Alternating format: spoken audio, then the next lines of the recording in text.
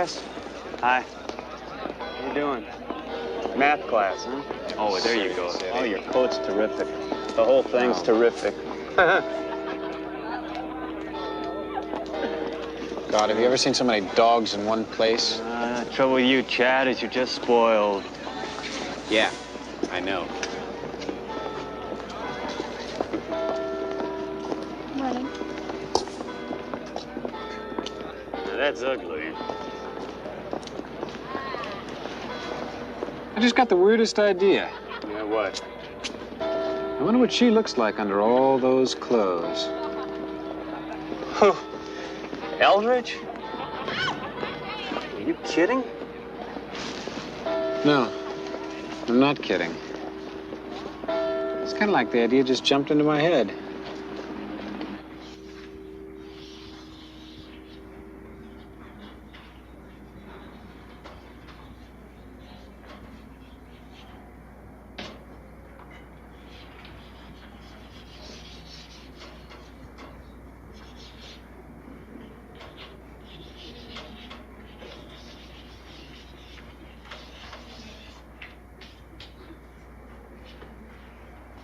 Basic literary triangle.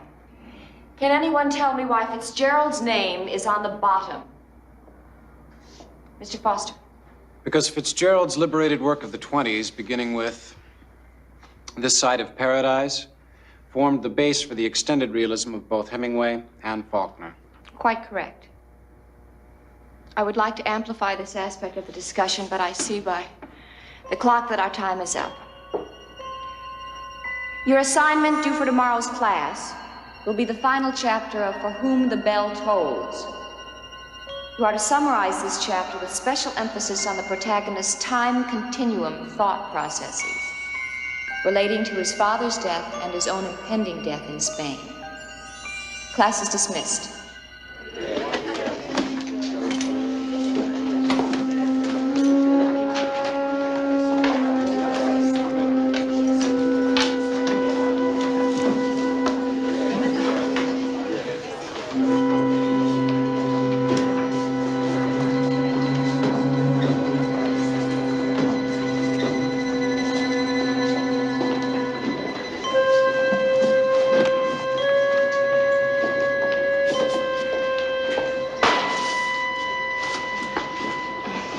Thank you, Chad. You're welcome.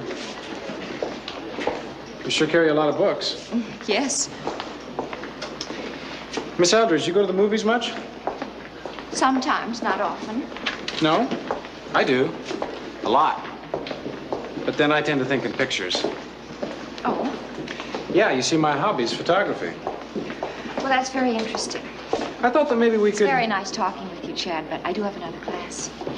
Yeah. See you. You're really serious about that, aren't you? Well, you got any funny ideas, you better forget it. Don't go messing around with teachers. Oh, really? Gee, I didn't know that.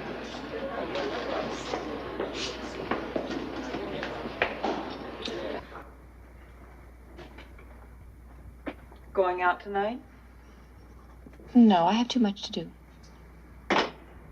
You know, for the kind of money they pay, you put in an awful lot of hours.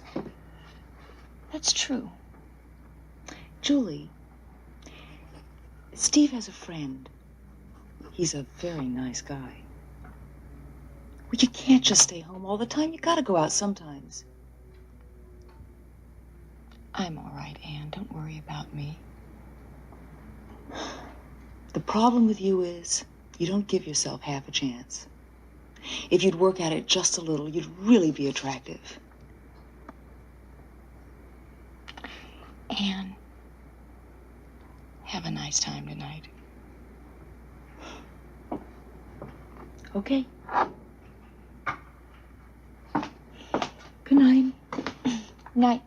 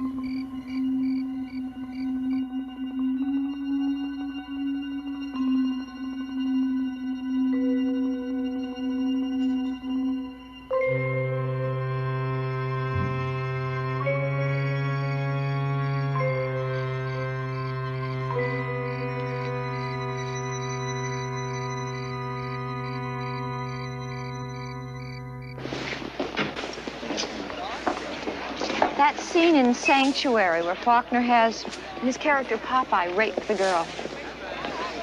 I prefer Fitzgerald. He only suggests violence. Well, Faulkner was just telling it like it is. I guess some people enjoy violence, lead perverted lives. And speaking of perversion, there's a wonderful old vampire pic playing down at the Village Drive-In this Friday.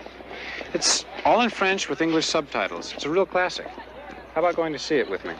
For reasons of cultural expansion.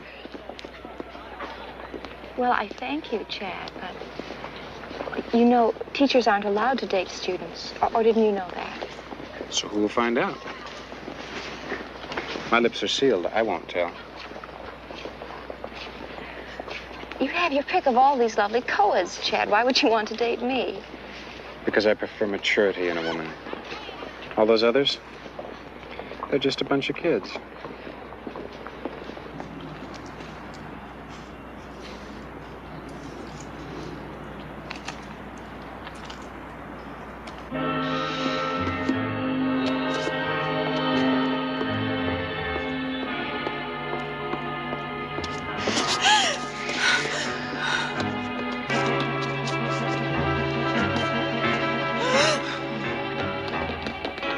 You look like you could use a drink. Yes, I guess I could. It's ridiculous, but these kind of things always upset me. Do you want popcorn, too? Oh, no, I couldn't eat anything. But a drink would be fine, Chad. Thank you. All right.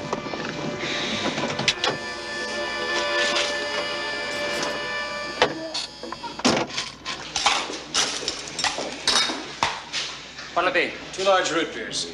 Okay. Easy on the eyes. 2 large root beers, easy on the eyes. How much is it? $1.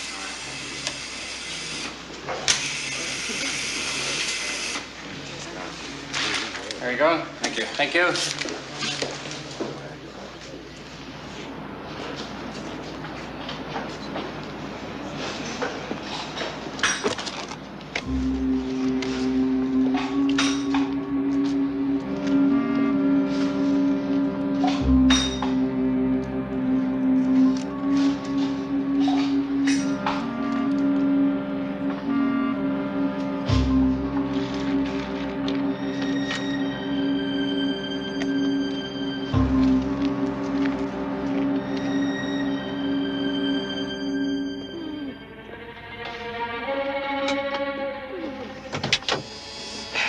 Here's your drink. Thank you.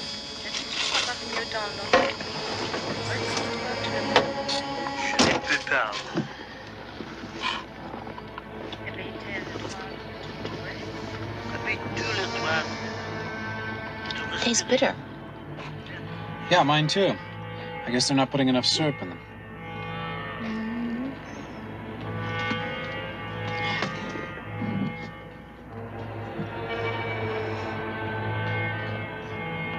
What's the matter? Don't you like the movie, Chad? I like the movie. It's just that I like you better.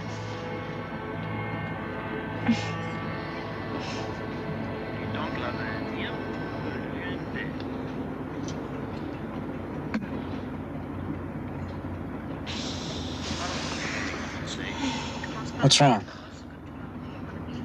I don't know.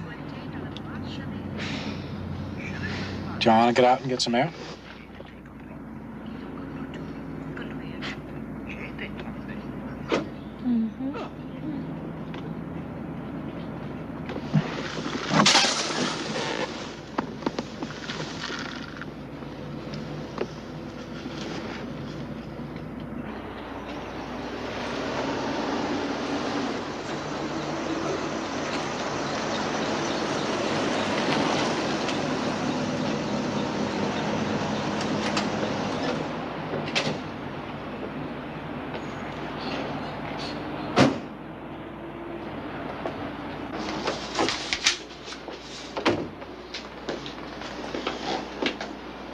Can I do something for you?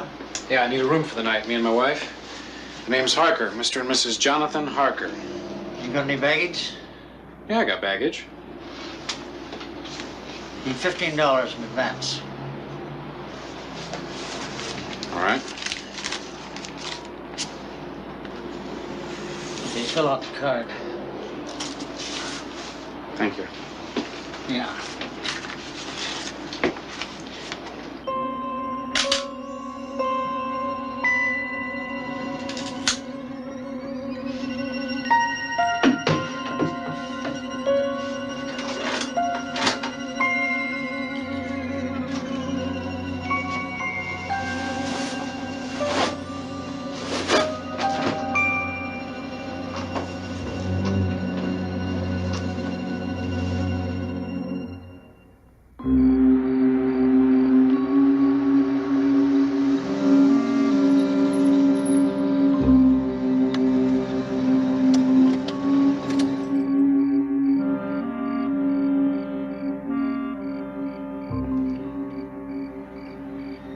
What time is it? It's late. We're home. Boy, you must have really been tired. How could I? Did I really fall asleep? Mm-hmm. Oh, I'm sorry. I mean, this has never happened to me before. I'm just sorry that I took you to such a boring picture. Well, I warned you, at least. I told you I wouldn't be a very exciting date. Forget it. I decided to let you sleep. I figured with all the work you do, you needed the rest. Still, I'm afraid I've spoiled your evening. No. I had a fine time.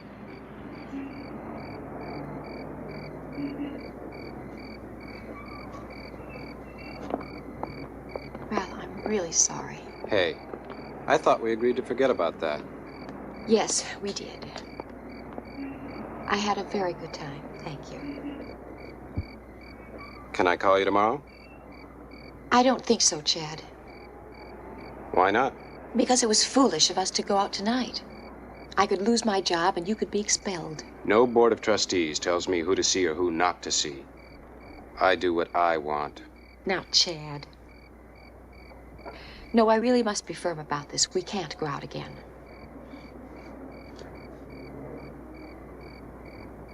We'll see. Good night, Julie.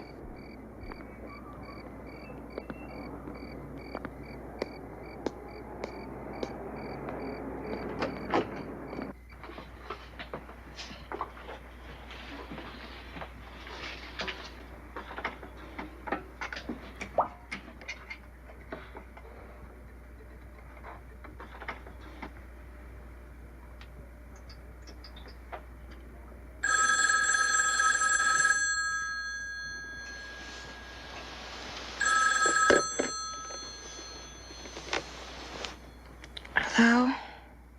It's me, Chad. Chad, it's not even 8 o'clock. I want to see you. I told you last night that I don't think we should. Listen, you get dressed, because I'm coming over there right now. You and I are taking a little drive together. Absolutely not. Now, what's the matter with you? I don't find this at all amusing. It's not meant to be.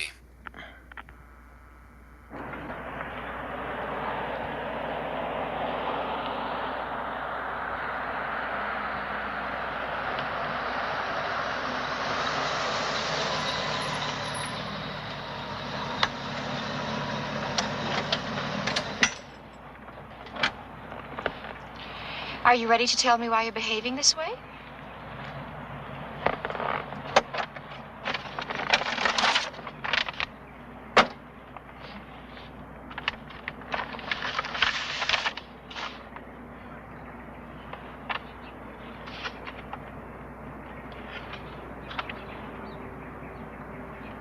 Oh, didn't I tell you? My hobby's photography.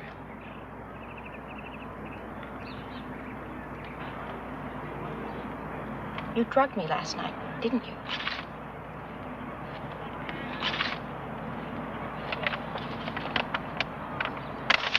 How could you do something this sick? Well, I think they came out rather well, don't you? Oh, and you can keep these. Because you see, I have the negatives.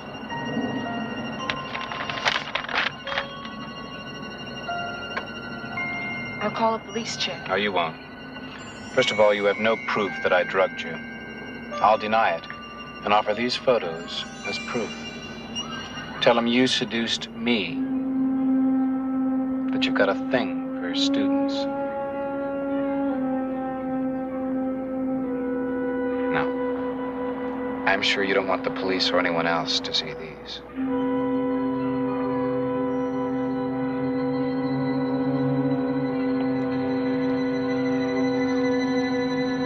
All right, Chad. What do you want from me?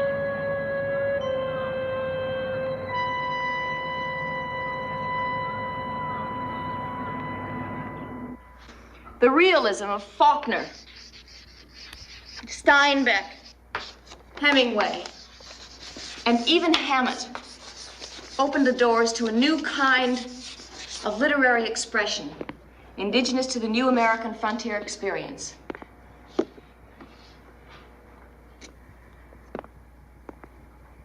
Here was a raw, muscled prose, which completely transformed the period and formed a direct bridge, linking us all the way from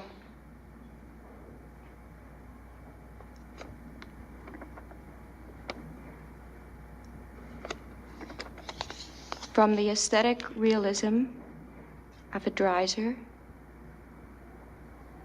to the rather disheveled class is dismissed. Class is dismissed.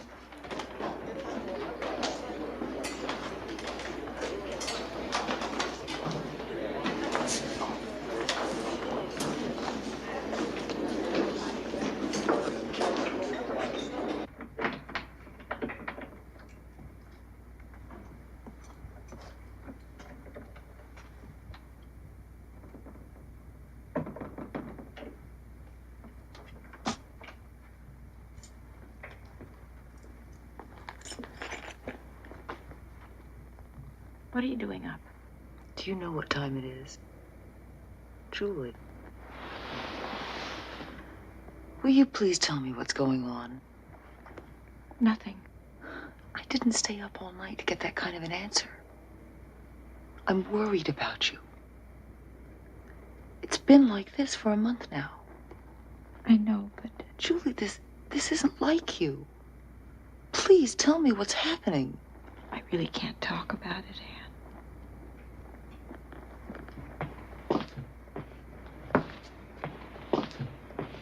Go to bed.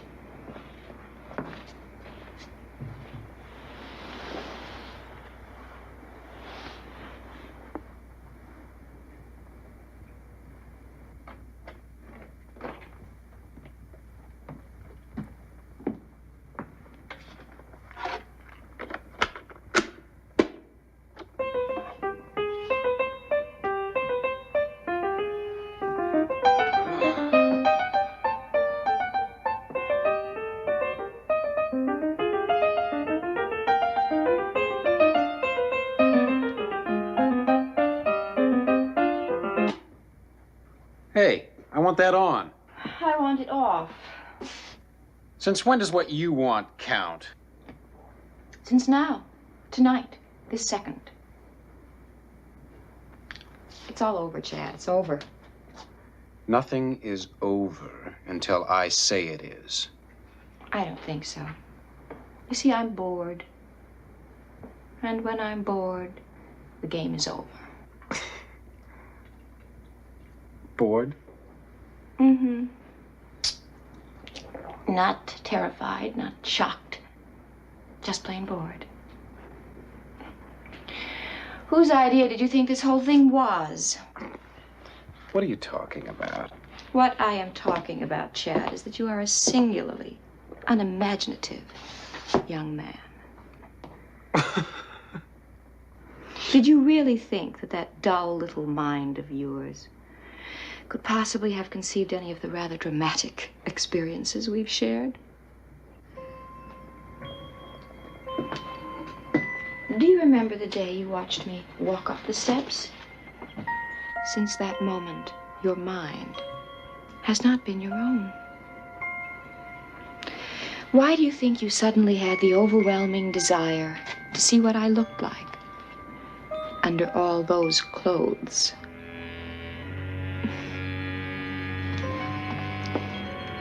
Don't feel bad. I always get bored after a while. Although, there was one boy in Denver who did keep me amused for almost 9 weeks. But then he was wonderfully creative.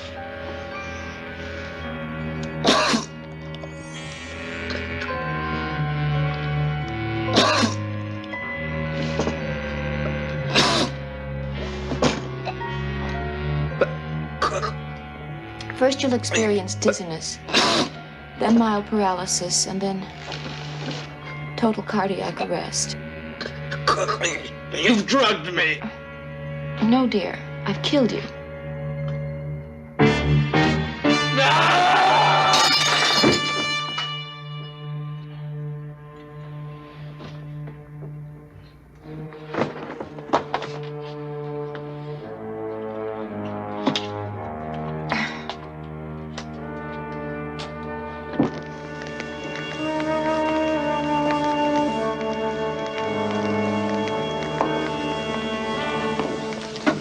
I told you about those chemicals, Chad.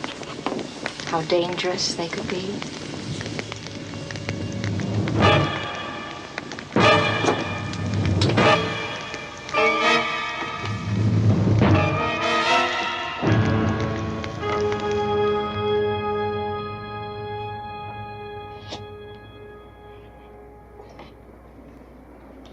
He was one of your best students, wasn't he?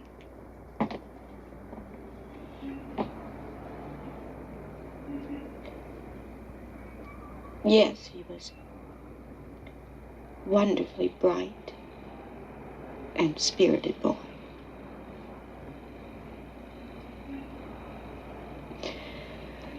You know, I warned him about those chemicals, how dangerous they could be.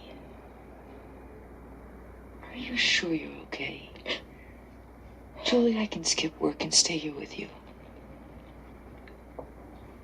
No, you go on. I'll be fine. Are you sure? Yes, Anne.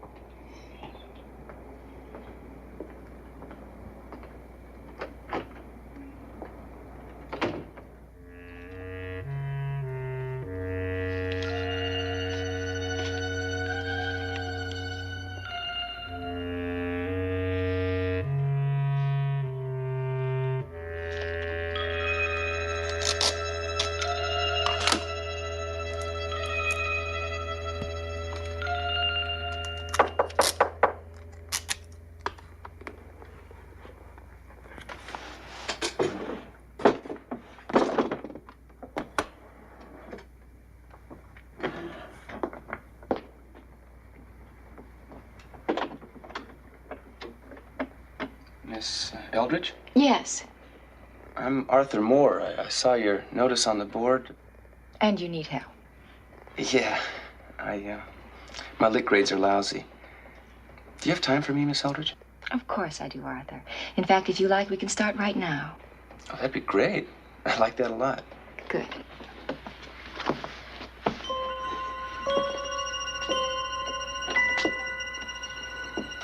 I think we're going to be friends, Arthur. Very good friends.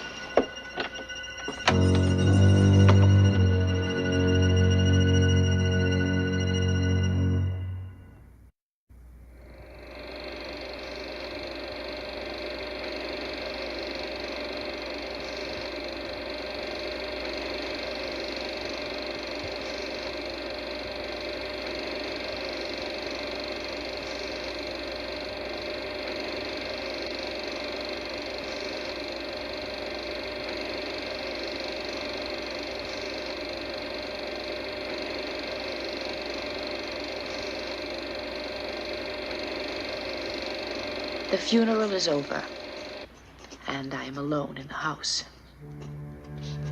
Therese is out cavorting with one of her men on this night when Father is barely cold in his casket. I ran some old family films to remind myself of when it began. Even then, at 12, she was already using her wiles on him. Poor mother, so weak, so innocent, never suspecting the depth of evil in Therese.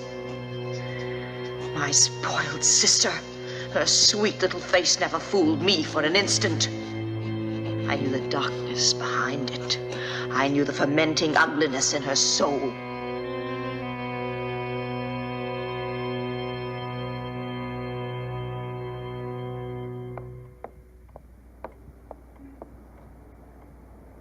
Mr. Anmar, Yes? please come in.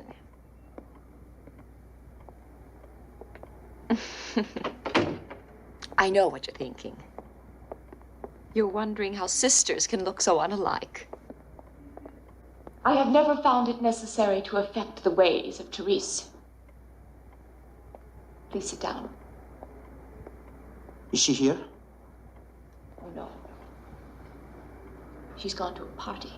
A party? This afternoon at the funeral, she seemed so distraught. My sister is an unusual girl, Mr. Anmar. I doubt that you truly understand her, which is why I've called you here. What do you mean?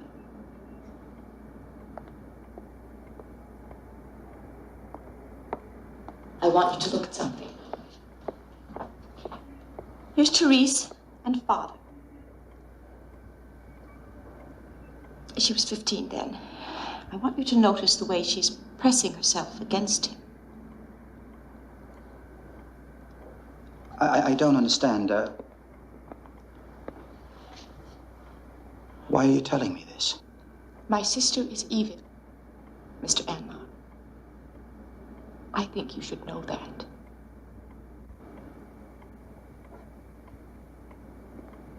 Even as a child, she was vicious and cunning. But Father worshipped her, and she him. When she was 16, she seduced him. Now look, I don't know what you're trying to do, but I don't want to hear any more of this. It was not long after that Mother died. The doctor said it was an accident.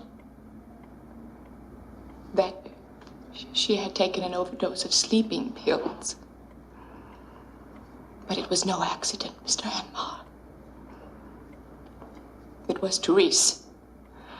She had put those extra pills in her milk. If this is true, how could you live in the same house while they... Well, you see, I had no place else to go. I had no money and no way to earn any. No escape. So I kept to myself as much as possible. Tried to avoid Therese. To ignore what was happening in this house. You don't believe me, do you? Miss Lorimer, I don't know what to say. These books show what she is. Demonology, pornography, Satanism, voodoo, witchcraft. These books aren't just relics, Mr. Anmar. She uses them to capture the souls of others. By her own admission, Satan guides her. You don't really expect me to believe this, do you? But you must believe me, Mr. Anmar. You see, Therese's soul is damned. And I cannot help her. But I can help you. Miss Miss Slaughtermore, I'm afraid you're the one that really needs help.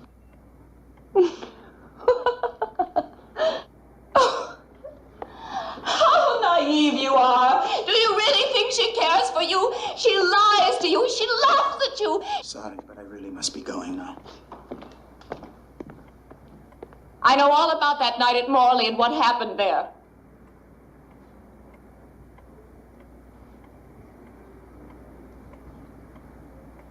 She told you about that? Yes. She told me everything. Gloated. Bragged about how she was able to corrupt you. My sister enjoys inflicting pain, Mr. Anmar.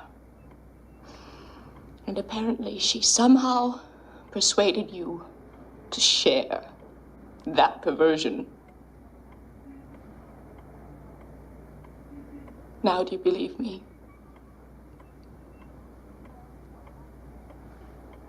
You are saved, Mr. Anmar.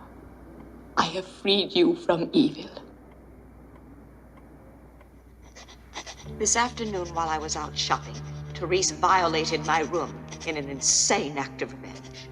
And upon my return, raged at me, using foul and obscene language, cursing me for having dared to reveal the truth to Mr. Anmar. Her behavior was truly bestial. She's becoming more violent by the day. It's as if Father's death has released the demons within her, and I actually fear for my life.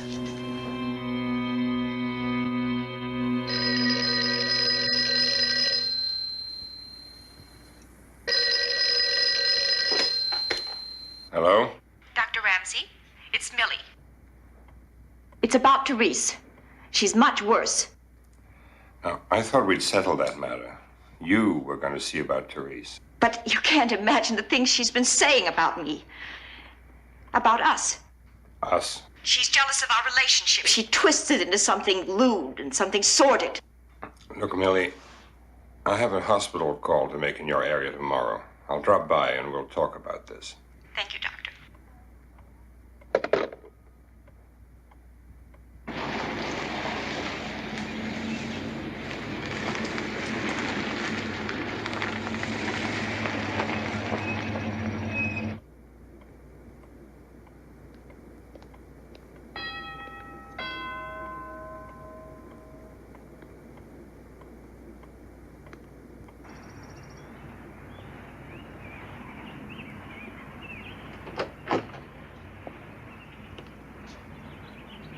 Hi, Doc.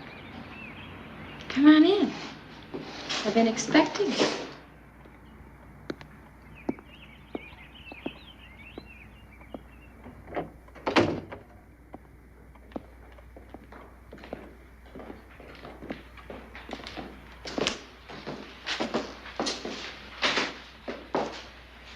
You want a drink? No, thanks. No. Of course not. I suppose you're here on your usual mission. I know all about what dear little Millicent told you on the phone. I was listening on the extension in my room, you see. I see.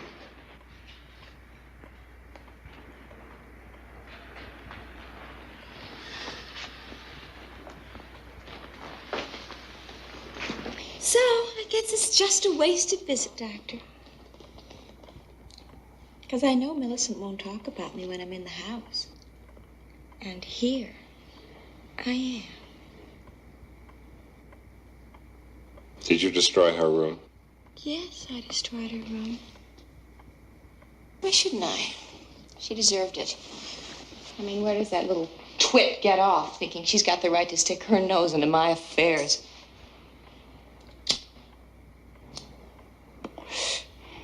Don't worry, Doc. I'm sure she's got it all straightened up by now, in her proper little housekeeper's manner. Therese, this hatred has got to stop. You'll destroy yourself. Oh, I don't think so, Doc. Besides, it's really all Millicent has. Her hatred of me is the only passion in her lonely, pathetic little existence. You know, you're really a very handsome man, Doctor. If you just loosen up a little. Oh, did that bother you? Do I make you nervous, Doctor? I don't think we need to carry this any further.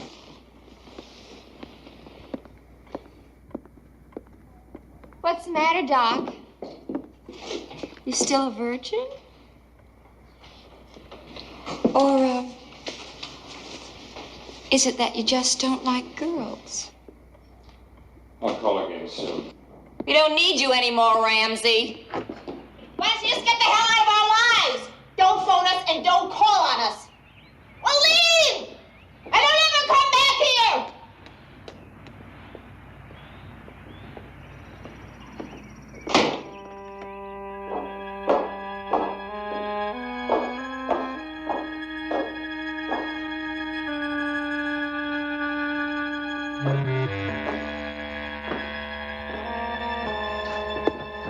Gone!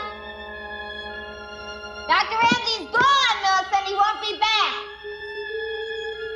What do you think of that, dear little sister? Answer me, you creep! But I wouldn't answer her, nor would I allow her to enter. I remained locked in my room, silent, while she raged and swore at me. Finally, she staggered back into her own room and fell into a drunken sleep. How I loathe her. I can no longer bear to live in this house and watch evil prevail. Something must be done. Yes. Therese must die.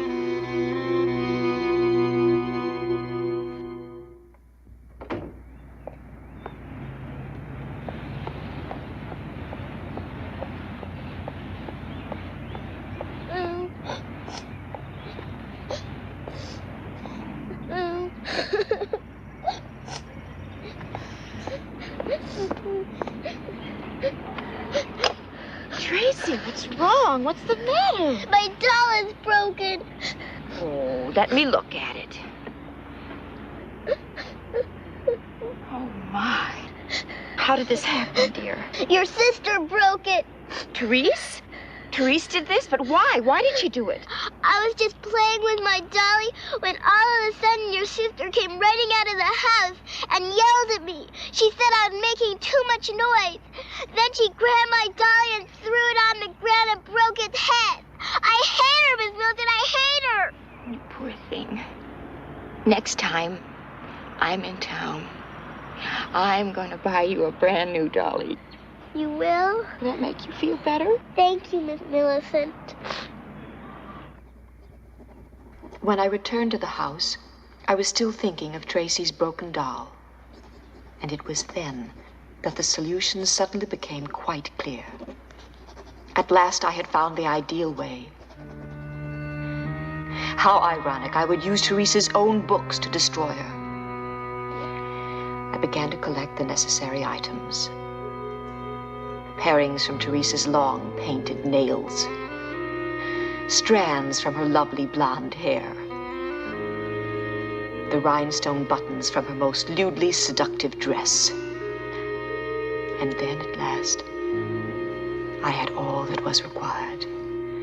Therese's life held literally within my hands.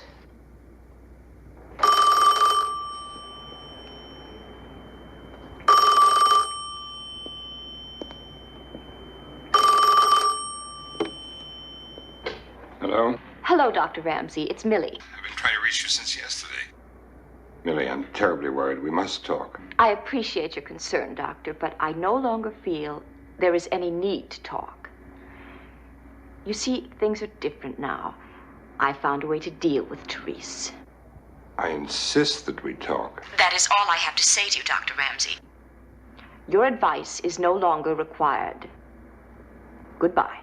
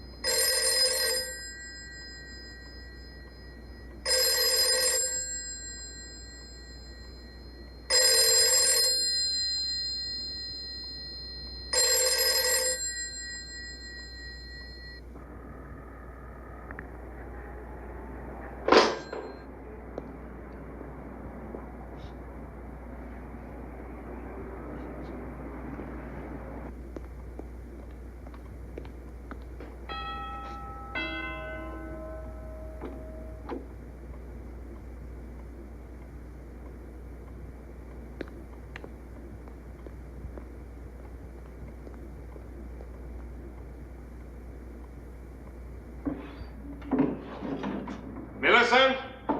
Millie?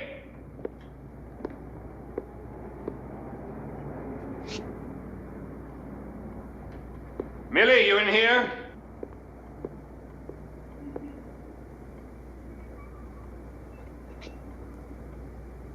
Millicent?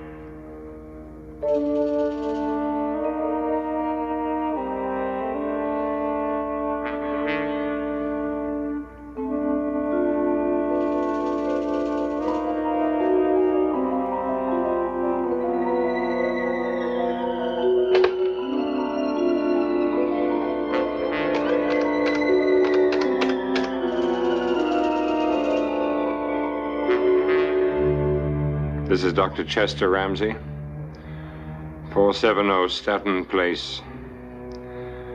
I want to report a death. Female, age 26. Cause of death,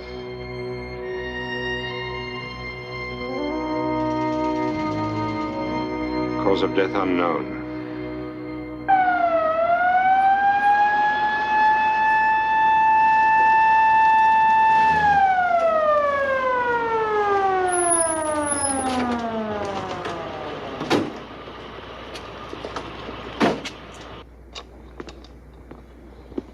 Just a moment. Before you take her away.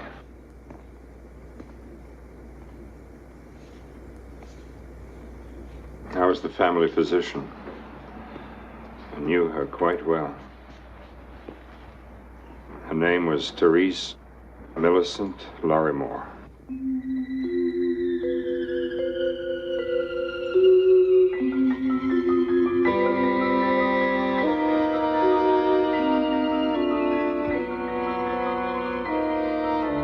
The most advanced case of dual personality I have ever seen.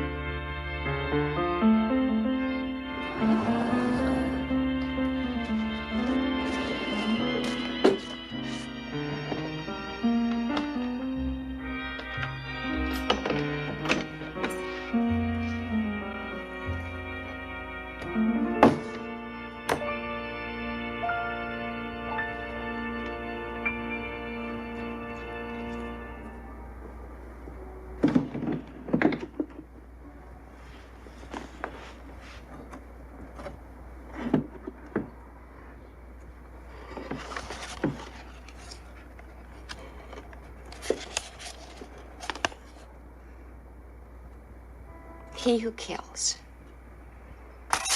Boy, are you ugly.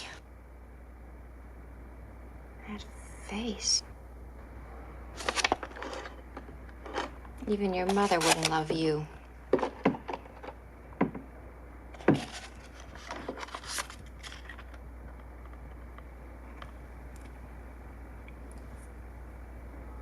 It's very sharp.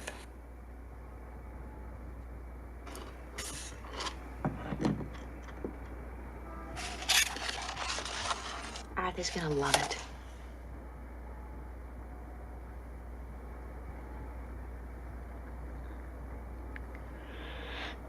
Well, better get it over with.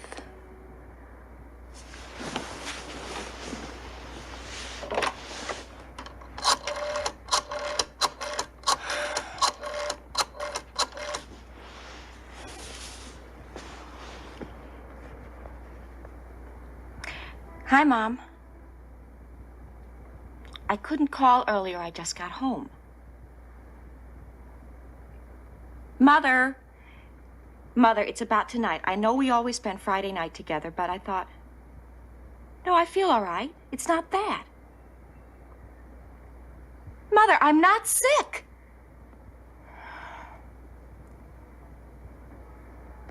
Mother, there's a man. His name is Arthur Breslow. He's a teacher at City College. It's his birthday. And, well, I sort of promised him that we'd spend the evening together.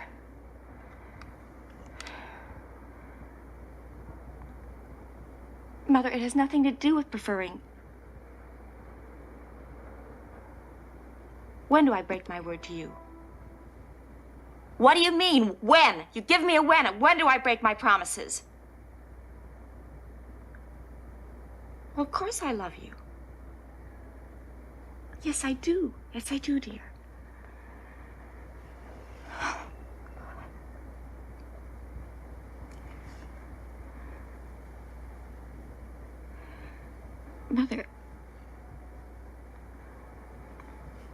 Mother, I'm not being cruel.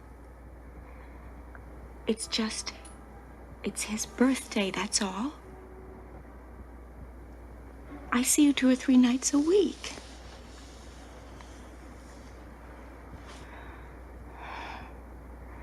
Mother, please stop treating me like a child. I'm grown up. I'm not yelling. Because I like it here. It's only a sublease. They'll be back in 6 months. I like having it for my own. I like being alone. I didn't mean it that way. I'm sorry.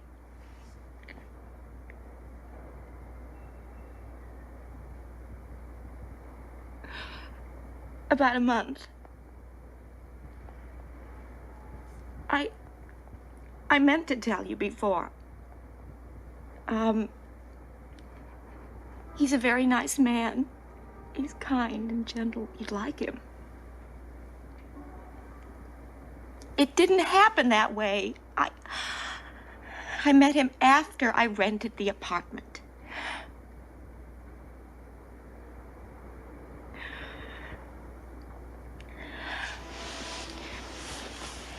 Mother, you should see what I'm getting him for his birthday. It's a genuine Zuni fetish doll. I found it in a curio shop on 3rd Avenue. Arthur teaches anthropology, that's why I got it for him.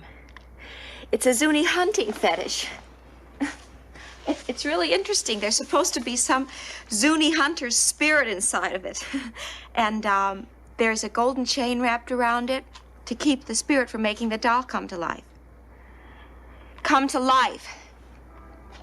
It says, should the chain be removed, spirit and doll will become one living.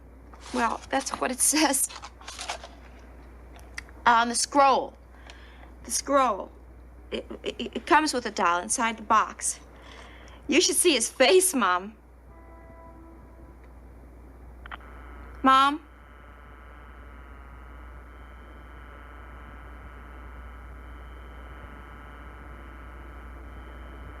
Why is it always like this?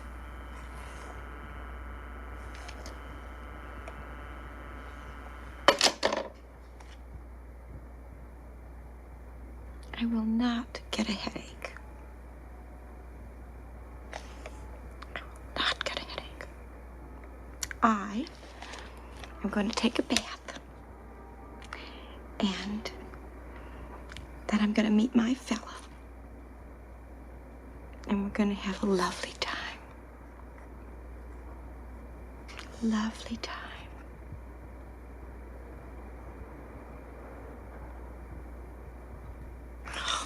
Mom?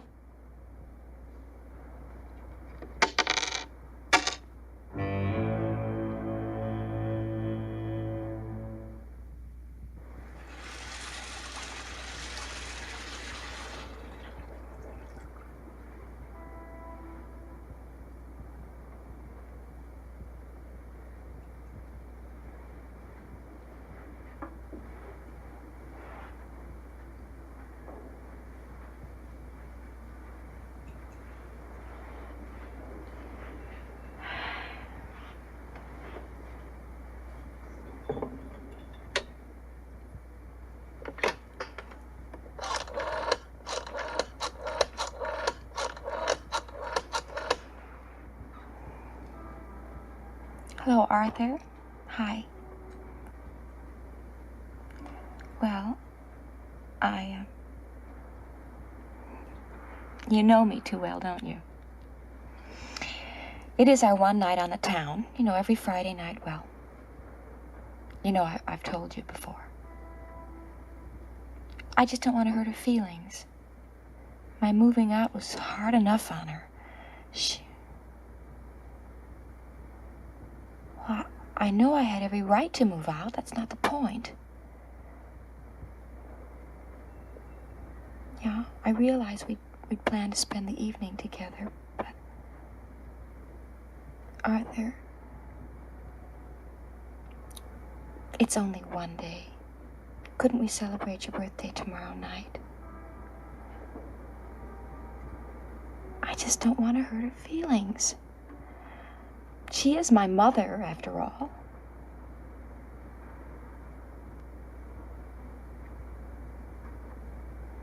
All right. Bye.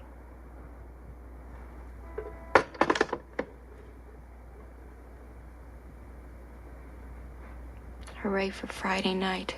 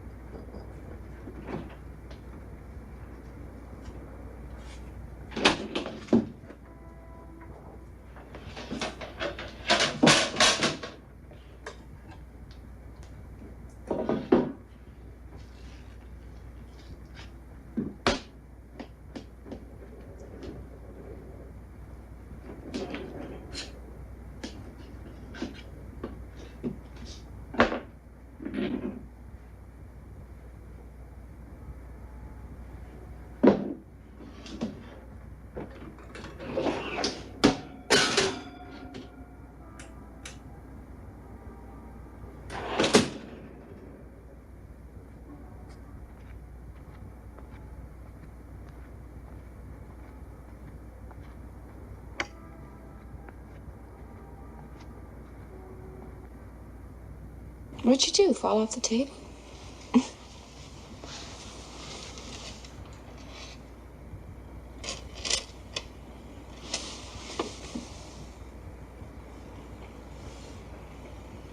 Where'd you go?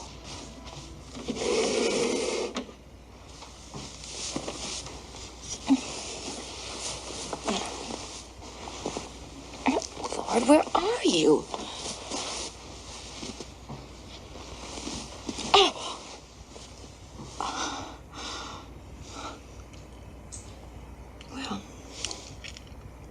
I guess I found you. At least the tip of your spear. How you got that far back?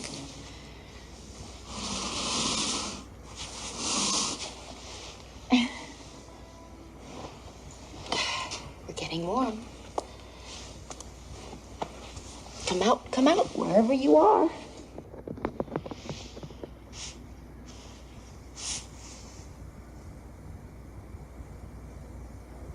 that you, little man? He's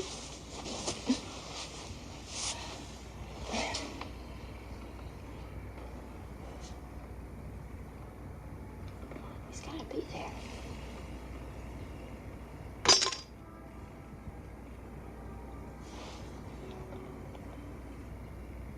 What's going on?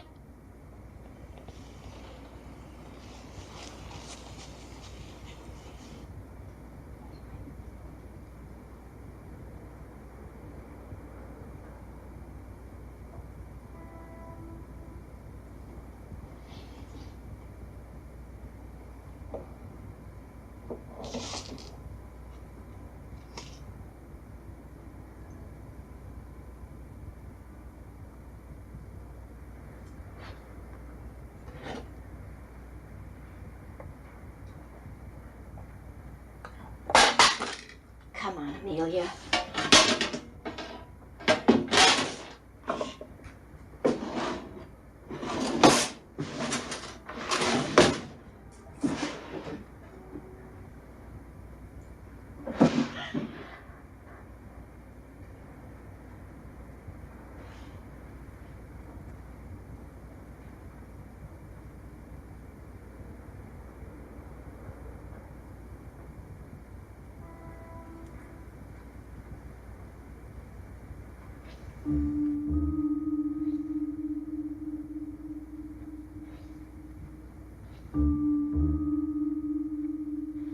Don't get spooky on me, Amelia.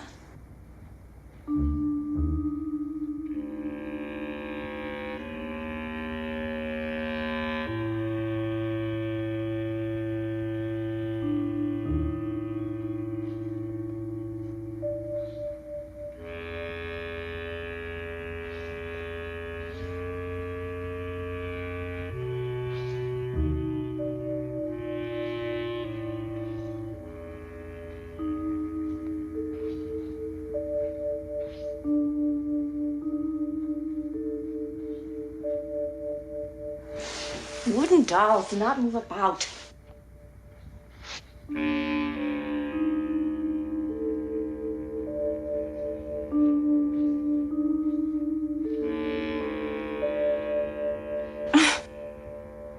Their bulb probably just burnt out, that's all.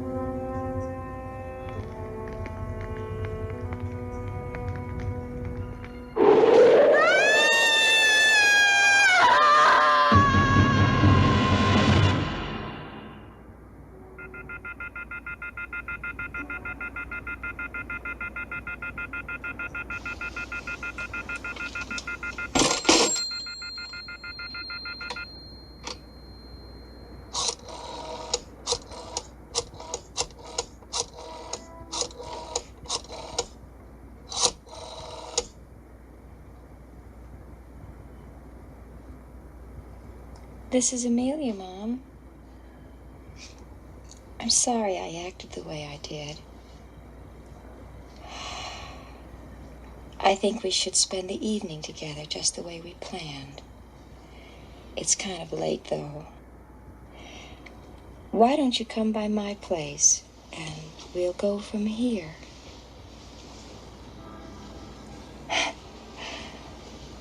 No, I'm all right. Good. I'll be waiting for you.